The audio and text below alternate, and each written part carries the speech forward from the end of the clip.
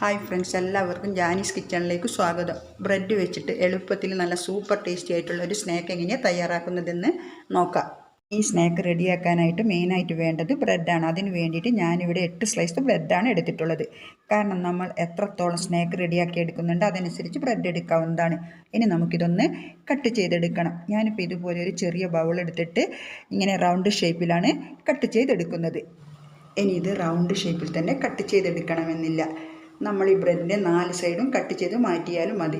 കണ്ടോ, ഞാനിപ്പോൾ ഇതൊരെണ്ണം കട്ട് ചെയ്തെടുത്തിട്ടുണ്ട്. ഇനി നമുക്ക് ബാക്കിയുള്ള ബ്രെഡെല്ലാം ഇതേപോലെ തന്നെ കട്ട് ചെയ്തെടുക്കാം. ഇപ്പോൾ എല്ലാ ബ്രെഡും ഇതേ ഷേപ്പിൽ തന്നെ ഞാനൊന്ന് കട്ട് ചെയ്തെടുത്തിട്ടുണ്ട്. അപ്പോൾ ഇനി ഇത് മാറ്റി വെക്കാം. എന്നിട്ട് ഇതിൻ്റെ ഫില്ലിങ്ങിന് വേണ്ടിയിട്ടുള്ള മസാലയൊന്ന് റെഡിയാക്കിയെടുക്കണം. ഞാനിപ്പോൾ ഒനിയൻ മസാലയാണ് റെഡിയാക്കാൻ പോകുന്നത്. അതിന് വേണ്ടിയിട്ട് ഒരു പാൻ എടുത്തിട്ടുണ്ട്. ഇനി ഇതിലേക്ക് 2 ടേബിൾ സ്പൂൺ വെളിച്ചെണ്ണ ഒഴിച്ചു കൊടുക്കുക. എണ്ണ ചൂടായി വരുമ്പോൾ ഇനി ഇതിലേക്ക് സവാള ചേർത്ത് കൊടുക്കുക. ഞാനിപ്പം 2 മീഡിയം സൈസ് സവാള ഇതേപോലെ നീളത്തിൽ അരിഞ്ഞെടുത്താണ് ചേർത്ത് കൊടുക്കുന്നത്. ഇനി ഇത് കുറച്ച് നേരം ഒന്ന് വഴറ്റിയെടുക്കണം. സവാള ഇതുപോലെ ഒന്ന് ചെറുതായിട്ട് വഴന്നു വരുമ്പോൾ ഇനി ഇതിലേക്ക് ഇഞ്ചി വെളുത്തുള്ളി ചോപ്പ് ചെയ്തത് ചേർത്ത് കൊടുക്കുക. ഞാനിപ്പോൾ 1 ടേബിൾ സ്പൂൺ അളവിലാണ് ചേർത്ത് കൊടുക്കുന്നത്. പിന്നെ ഒരു 1/2 ടീസ്പൂൺ ഉപ്പ് ഇട്ട് കൊടുക്കുക.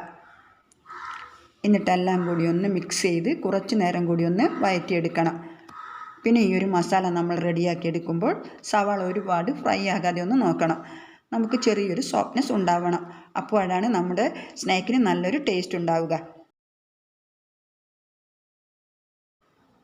ഇപ്പോൾ ഇത് കണ്ടില്ലേ, നമ്മുടെ സവാള നന്നായിട്ടൊന്ന് വഴന്നു വന്നിട്ടുണ്ട്. ഇനി ഇതിലേക്ക് പൊടികൾ ചേർത്ത് കൊടുക്കുക.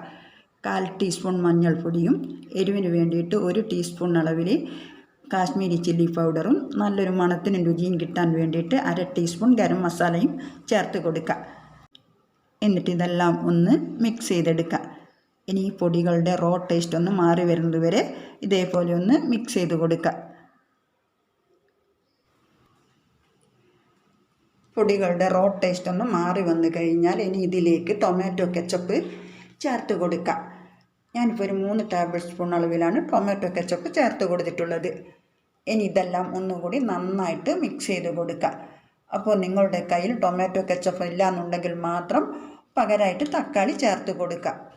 പക്ഷേ നമ്മൾ ഈ ഒരു സ്നാക്കിന് തക്കാളി ചേർത്ത് കൊടുക്കുന്നതിനേക്കാൾ ടേസ്റ്റ് ഉണ്ടാവുക കെച്ചപ്പ് ചേർത്ത് കൊടുക്കുമ്പോൾ തന്നെയാണ്. ചെറിയൊരു മധുരവും പുളിപ്പൊക്കെ ഉണ്ടാവുമല്ലോ. അപ്പോൾ കുട്ടികൾക്കെല്ലാം നല്ല ഇഷ്ടമാവും. കഴിക്കാനാണെങ്കിൽ നല്ല ടേസ്റ്റ് ആയിരിക്കും. കെച്ചപ്പും ചേർത്ത് കൊടുത്തിട്ട് ഇനി ഒരുപാട് സമയം ചൂടാക്കി എടുക്കേണ്ട ആവശ്യമില്ല.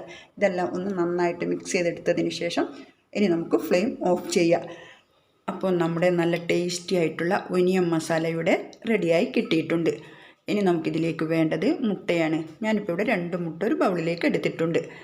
ഇനി എരിവിന് വേണ്ടിയിട്ട് 1 ടീസ്പൂൺ വറ്റൽമുളക് ചതച്ചത് ചേർത്ത് കൊടുക്കുക. പിന്നെ നമുക്ക് ആവശ്യത്തിനുള്ള ഉപ്പ് ചേർത്ത് കൊടുക്കുക.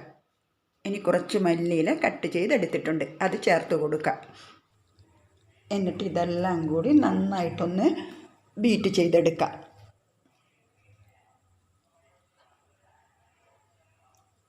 ഇപ്പം ഞാൻ ഇതുപോലെ കുറച്ച് നേരം നന്നായിട്ടൊന്ന് മിക്സ് ചെയ്തെടുത്തിട്ടുണ്ട്.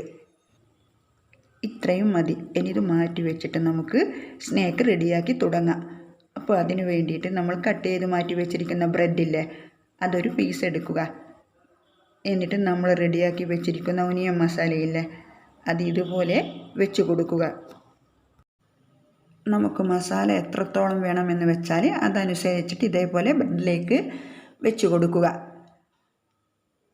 ഞാനിപ്പോൾ ഇത്രയും മസാലയാണ് വെച്ച് കൊടുത്തിട്ടുള്ളത്. എന്നിട്ട് ഇതിന് മുകളിലായിട്ട് ഒരു ബ്രെഡ് കൂടി വെച്ച് കൊടുക്കുക. എന്നിട്ടൊന്ന് പതുക്കെ പ്രസ് ചെയ്ത് കൊടുക്കുക.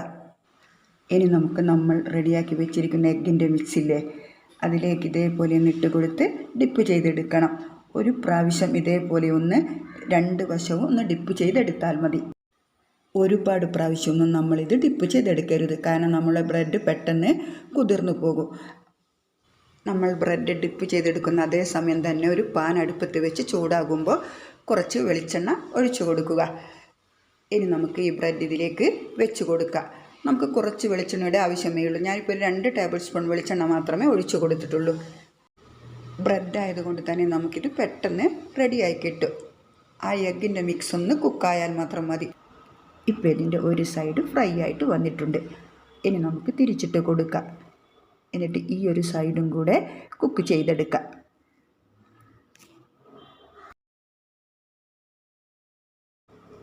ഇതുപോലെ രണ്ട് സൈഡും ഒന്ന് ഫ്രൈ ആയിട്ട് വരുമ്പോൾ ഇനി ഇതിൻ്റെ സൈഡൊക്കെ എഗ്ഗിൻ്റെ മിക്സ് ഉണ്ടെങ്കിൽ അതും കൂടെ ഒന്ന് കുക്കാകാൻ വേണ്ടിയിട്ട് ഇങ്ങനെ ഒന്ന് പ്രസ് ചെയ്ത് കൊടുക്കുന്നുണ്ട്. ഇപ്പോൾ ഇതിൻ്റെ എല്ലാ സൈഡും ഒന്ന് നല്ലതുപോലെ കുക്കായിട്ട് വന്നിട്ടുണ്ട്. ഇനി നമുക്കിതൊരു സെർവിങ് പ്ലേറ്റിലോട്ട് മാറ്റാം. ഇത്രയേ ഉള്ളൂ. വളരെ എളുപ്പത്തിൽ ഉണ്ടാക്കിയെടുക്കാൻ പറ്റുന്ന നല്ല ടേസ്റ്റി ആയിട്ടുള്ളൊരു സ്നാക്കാണ്. ഒരു 5 മിനിറ്റ് പോലും വേണ്ട ഇത് റെഡിയാക്കിയെടുക്കാനായിട്ട്. ഇനി ഇതേപോലെ നിങ്ങളൊന്ന് ഉണ്ടാക്കി നോക്കിക്കോളൂ. ഉറപ്പായിട്ടും നിങ്ങൾക്ക് ഇഷ്ടമാവും. കഴിക്കാനാണെങ്കിൽ സൂപ്പർ ടേസ്റ്റാണ്. അതുപോലെ വീഡിയോ കണ്ടിട്ട് ഇഷ്ടമായിട്ടുണ്ടെങ്കിൽ ഒന്ന് ലൈക്ക് ചെയ്യാനും ഷെയർ ചെയ്ത് കൊടുക്കാനൊന്നും മറക്കല്ലേ. ആദ്യമായിട്ട് കാണുന്ന കൂട്ടുകാരാണെങ്കിൽ ഒന്ന് സബ്സ്ക്രൈബ് ചെയ്ത് സപ്പോർട്ട് ചെയ്യാനും മറക്കരുത്. ഇനി നമുക്ക് അടുത്ത റെസിപ്പിയുമായിട്ട് വീണ്ടും കാണാം. Okay, thank you.